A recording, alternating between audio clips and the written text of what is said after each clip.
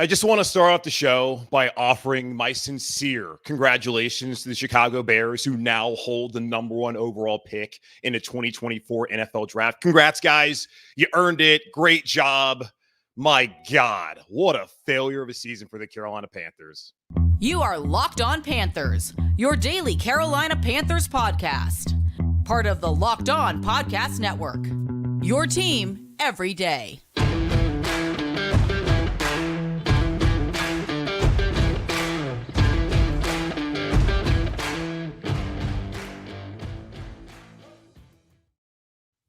Welcome into another edition of the Locked On Panthers podcast, a part of the Locked On Podcast Network. I'm your host, as always, Julian Council, talking Carolina Panthers with you every Monday, Tuesday, Wednesday, Thursday, and Friday. Your team every day. That's our motto here on the Locked On Podcast Network. Subscribe or follow the show for free on YouTube, where I am live right now and live following every Carolina Panthers game and whenever big breaking news happens. Or you can check us out wherever you listen to your favorite podcast. Today's episode of Locked On Panthers is brought to you by Prize Picks, the easiest and most exciting way to play daily fantasy sports. Go to prizepicks.com/LockedOnNFL and use code all lowercase LockedOnNFL for a first deposit match up to $100. The Carolina Panthers 0, zip, zilch, goose egg. The Jacksonville Jaguars, not Jaguars, Jaguars 26. Carolina Panthers shut out for the first time since November 24th of the 2002 season against the Atlanta Falcons. They had the second longest streak in the NFL without having gone scoreless, 342 games. The team that has the best streak is the Baltimore Ravens, who improved to 13-3. Yeah, 13-3, and are the number one overall seed in the AFC. So congrats to the Ravens and congrats to the Carolina Panthers for having their first shutout loss in 21 years. Is this rock bottom? I feel like we've already reached rock bottom. We've just been kind of sitting there for a couple of weeks, months, years.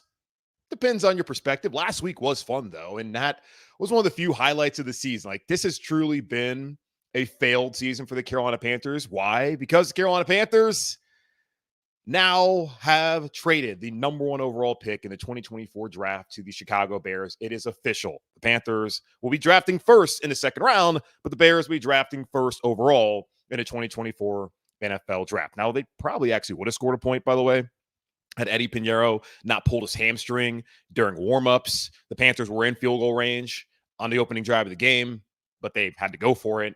So they would have scored, but instead they were scoreless. So yes, it has been pretty much a failure of a season for the Panthers. The only reason I say it's not, I guess, 100% a failure is because Bryce Young is still standing, and Roy Robertson Harris tried to put Bryce Young into an early grave on an opening drive, but Bryce was able to get up after suffering a back injury and play out the rest of the game. He has absolutely shown his toughness. People who question with his size if he could hold up. Well, we found out year one. I understand one more game left to play. And someone's already asked me, should Bryce sit next week? No, he needs to play. We already saw what he could do last week. You want to build any sort of positive momentum, you have one more opportunity to do it. He needs to play next week. But Bryce Young so far has held up, which seems like a minor miracle. Like, that is the only thing that is leading me to believe that this is not a complete abject failure of the season. Of course, yes, they're 2-14. Unfortunately, the NFL owners are so damn greedy that we have 17 regular season games instead of just 16. We have one more week that we have to suffer through this. But maybe next week the Panthers can beat the Bucs, because if the Bucs win, they're going to be NFC South champions. Baker Mayfield is going to get to celebrate at Bank of America Stadium as champion of the NFC South. I don't think anyone wants that to happen. So the Panthers still do have something to play for next week, and I do hope that they go out there and they play well and they beat the Bucs. But today was obviously extremely depressing. The entire season has been very depressing. The only feel-good moments I can think of, there's been 3. It was the win against Houston, of course, the win against Atlanta last week in a losing effort. Bryce Young looking like the real deal. And the only other feel good, I suppose, could be winning next week. Maybe Tariq Cohen going out there in playing. I guess that would be a nice moment. It's kind of been really a fan obsession over a guy who hasn't played a football game in 4 years. So sure, give him a jersey next week. Maybe he does something. Maybe he doesn't. I don't really care either way. Would just be nice if the Carolina Panthers can close out the 2023 regular season with a win next Sunday against the Buccaneers. But yeah, today was brutal. And it just came down to what we've seen all season long, the inability of the offensive line to protect Bryce Young. We saw 4 straight drives to start off the game, all end in sacks. 3 of those occurring on third down. When the Panthers were in obvious passing situations early in this game, this offensive line did not have a chance. And in particular, Ike Ekwonu was dreadful yet again. And this is a stat from David Newton of ESPN.com. The 2 sacks by Panthers left tackle Ike Ekwonu in the first half gave him 18 on the season on his pass blocks. That's the most by any player in the NFL, regardless of the position, per ESPN Analytics /NFL Next Gen stats. Your 6th overall pick from a year ago, the first player taken on the offensive board in the 2022 NFL draft, has been a complete liability for you at left tackle. And I don't know if it's as simple as move him into guard next season, because the Panthers are going to have to find another left tackle. And you would have thought last year, after the first 2 games against the Browns, and not shockingly so, you're playing Myles Garrett. He's one of the best defensive players in the NFL. He should win those reps against Icky starting in his first game in the NFL. And then looking at the Giants game, it's his 2nd week. And after that, he's pretty rock solid until that Tampa game where he gave him a sack, Sam Darnold fumbled, and that was it for the Carolina Panthers in the 2022 season. Their hopes ended right there in Tampa Bay to win the division title and go to the playoffs. But Icky had been solid last year. But this year, I just don't understand how he's regressed this much. Is it having played next to 6? Is it now 7 different left guards? Because Nash Jensen went in there. I don't think he's played left guard so far this season, but Nash Jensen to go in for Cade Mays, so they might be up to 7 left guards. Is it that? Is not having Brady Christensen out there all season long, has that been a part of the problem for Ike Ekwonu? Is it just a sophomore slump? I don't really understand how a player who looked solid last year at left tackle can be quite possibly the worst left tackle in the NFL here in 2023. Brady Christensen's under contract next year. What do you do with him? Do you just bench him? Is he a backup? Do you bring back Austin Corbett, who suffered an MCL tear? He's been one of your better offensive linemen when he's been healthy. Problem is, he has not been healthy this season long, and that has played into the part of the problem for the Carolina Panthers not being able to protect Bryce Young this season, but he's coming off of back-to-back off seasons with a significant knee injury. Now, the MCL less so compared to the ACL he suffered last year in that final game against the Saints that caused him to miss the first 6 games of the season. But, man, what do you do there? The cap ramifications don't make it simple as just get rid of him, because there's going to be a ton of money dead cap-wise. Taylor Moton, you would think you want to bring him back. He's been the only steadying presence on the offensive line so far this season. Bradley Bozeman, the out in his contract's not until 2024, so 2025 rather. So people are going to say, move him into guard. All right. What are you going to do with the other guards that are already on the roster? You have Cade Mays, who's been on the roster, hasn't been great. Of course, you have Chandler Zavala, who you just drafted, hasn't been great at guards. You have plenty of options at guard, but what are you going to do at tackle? And it's not like the Carolina Panthers are the only team in the NFL trying to find consistent tackle play. That is a league-wide issue.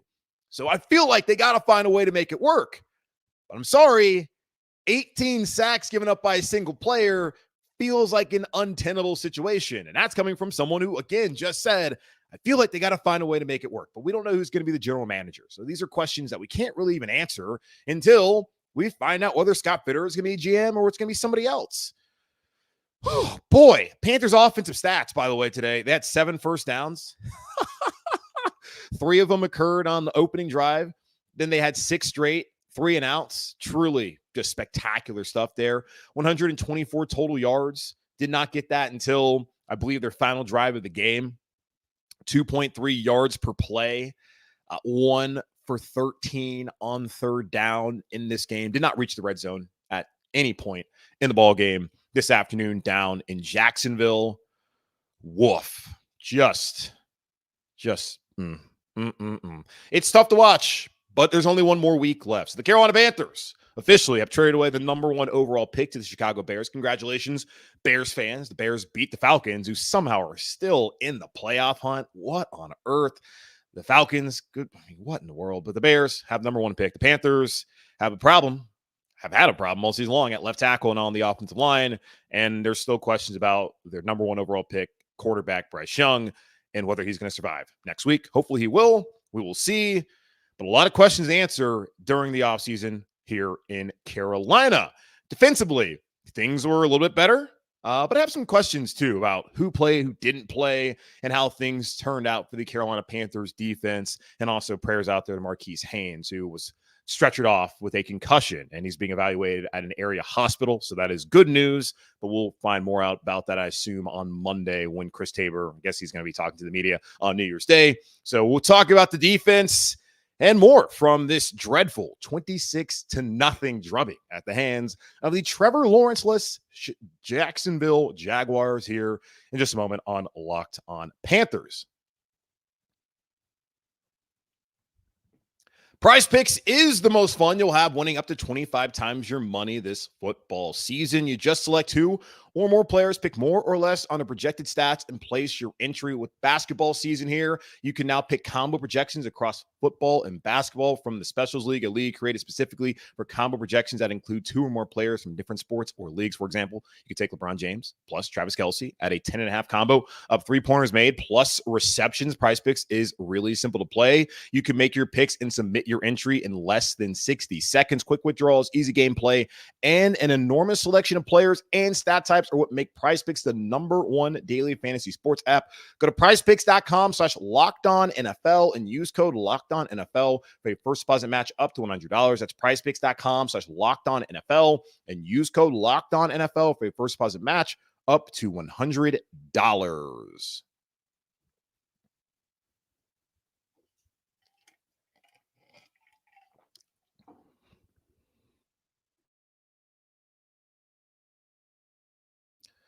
The Carolina Panthers were shut out on Sunday afternoon for the first time in 21 years. The last time that occurred was November 24th of the 2002 season versus the Atlanta Falcons. The Panthers would have scored had Eddie Pinheiro not pulled his hamstring to start off the game. Well, before the game even started, had Kamu Grier-Hill kicking off. The Panthers only kicked off one time today. That was to open up the game.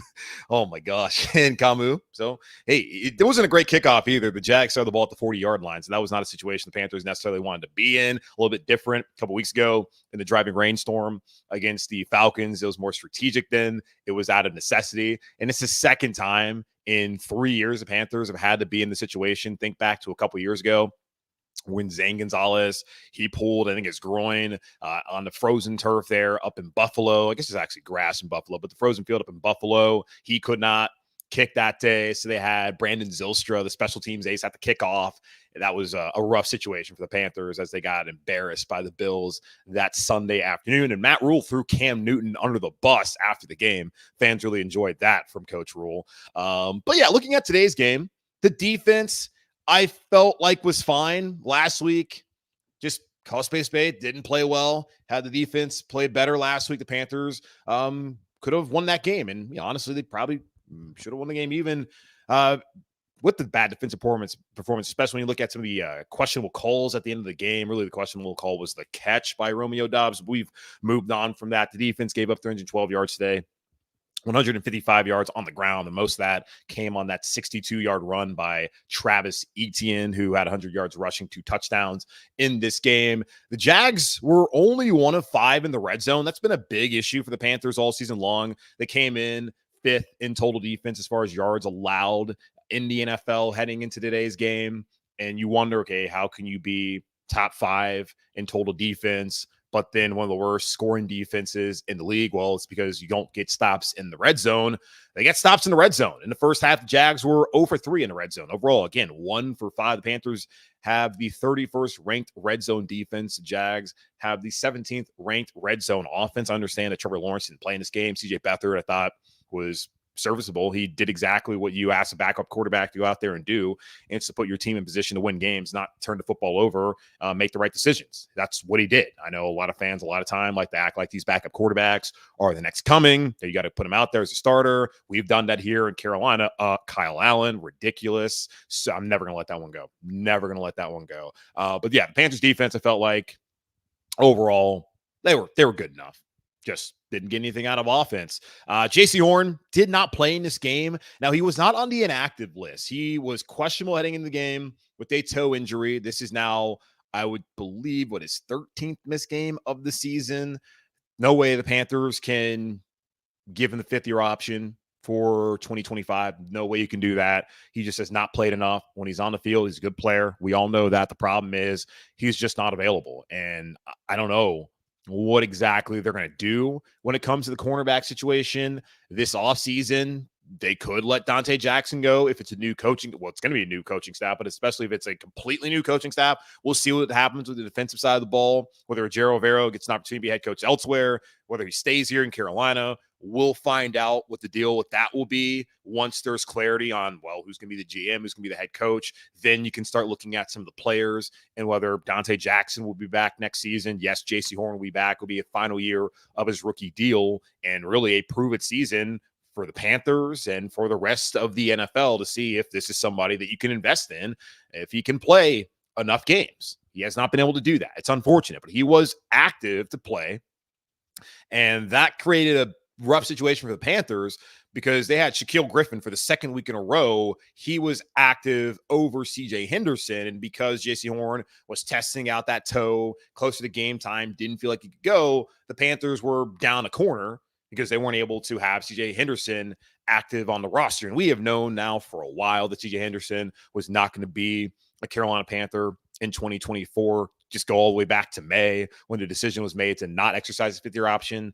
They rightfully and smartly, wisely picked up Derek Browns, who got ejected in this game, by the way. A little bit of Iron Bowl venom spilling over between him and Cam Robinson. Of course, Derek Brown having gone to Auburn. Cam Robinson had played at Alabama. And Derek Brown was like holding Brenton Strange. By the way, we talked about the draft picks that have been traded away. The Jags were able to draft Brenton Strange because the Panthers made a trade. I believe it was the Bears trade that just happened? Yeah, I think it was the Bears trade that just occurred. Or maybe it was a McCaffrey trade. One of the trades. That was Brenton Strange, the guy who, was having a whole paw of face mask, or I guess his whole paw was in his face, and his face mask today. He's in Jacksonville, in large part because the Carolina Panthers traded away that pick. So that's what you get for some of the trades the Panthers have made. But Derek Brown getting ejected, played well. He's been good all season long. I don't really care about that. It is a little comical that now your two best defensive players, Derek Brown and Brian Burns, have both been ejected so far this season. That's just a little bit of icing on the cake of this awful season for the Panthers. But J.C. Horn did not play. So Shaquille Griffin was active and CJ Henderson was not, but he would have been, it seems like, had J.C. Horn early on basically not been able to go, and the Panthers would have put him as an inactive. But CJ Henderson, his fate's been decided. He will not be here next season. I guess Shaquille Griffin won't be here next season. Maybe Dante Jackson won't be here next season. The Panthers don't have a ton of draft picks, so not quite sure what they're going to do at the corner position, and that just complicates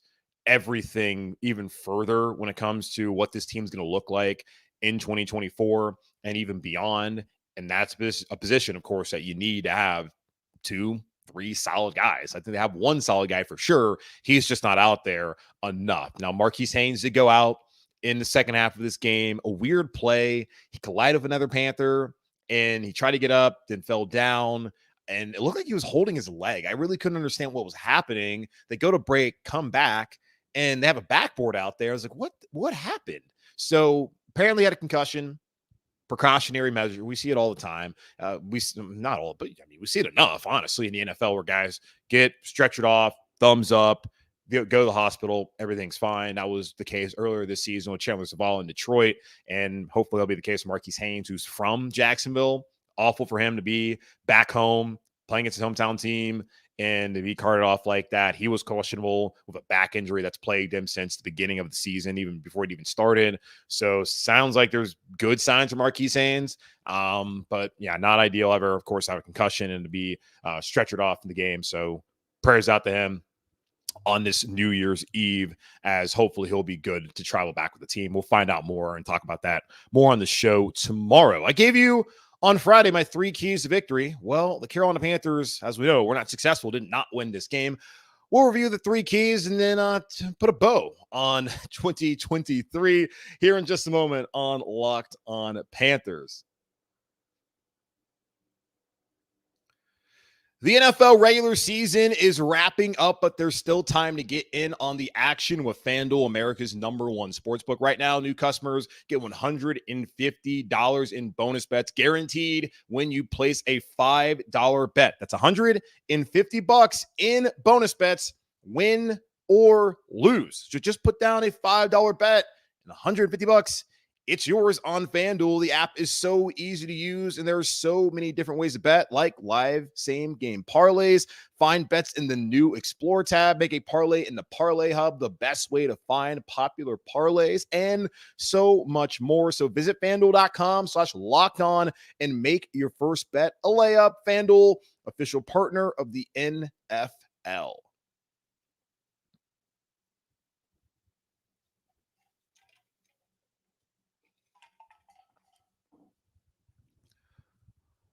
So on Fridays, I will give you all my 3 keys to victory. Stop doing it for a couple weeks this season because there were some other things that were more pressing, and also like the Panthers were just so bad. I was like, what's the point? But then they won a game against Atlanta. They went out there. They're competing against Green Bay. I was like, all right, let's keep doing this. Let's start talking about 3 keys, and also just makes things a little bit easier on my end. On Fridays, I already have something that I just typically do, like the mailbags on Wednesdays, which can be on Fridays in the off season. Just always having like a dedicated kind of topic on shows that really helps me out, especially when, well, the Panthers aren't really helping me out content-wise because they're not very good. But now they're going to help me out in the off season, though.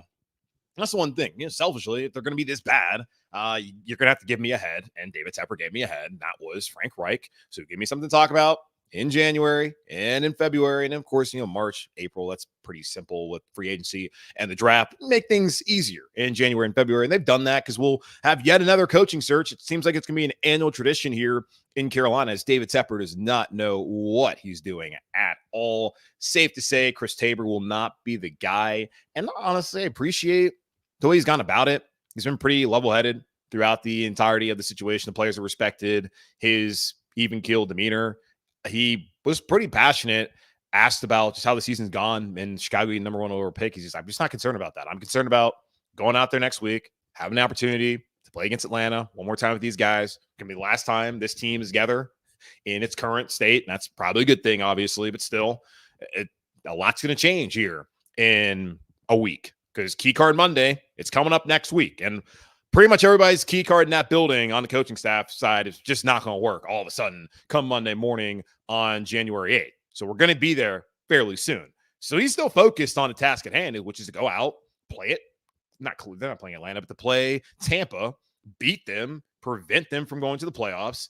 That would be ideal. And I'm still excited to see what they can do next week. I would love for them to ruin it for the Buccaneers, not have Baker come in here and celebrate. I like Baker, but I don't want that to be a storyline coming out of the game. Baker Mayfield jettisoned by the Carolina Panthers. Now, he's the one who asked to be released, by the way, but released midseason by the Panthers after they traded for him late on July 5th of last year. So don't really want Baker Mayfield to come back, win that game, and the Bucs celebrate the division title for what will be a 3rd year in a row, right? Just can't have that. Cannot have that at all. So I am, one more week, one more opportunity, hoping Bryce Young can go out there, show us something, because again, development, that's the #1 thing. But outside of Bryce Young's ability to stay healthy, the miracle of him being able to stay healthy to this point in time, the wins against Houston and against Atlanta, and even last week against Green Bay, there really have not been too many sunshiny moments for the Carolina Panthers here in 2023. Hoping, praying, begging for 2024 to be better. But I know that David Tepper's the owner, so I'm not going to get my hopes up at all. But the 3 keys to victory, I had 3 of them, of course, on Friday. #1, I was hoping the Carolina Panthers would establish the run. Didn't do that. 15 rush attempts for 57 yards, 3.8 yards per carry. And the way this game went, it didn't really dictate for them to have to throw the ball 32 times like they did. It was a 9-0 game at halftime. The Jags were not scoring touchdowns. They could have ran the ball so much more. Like Chuba Hubbard had 11 carries, 45 yards. That's 4.1 yards per carry.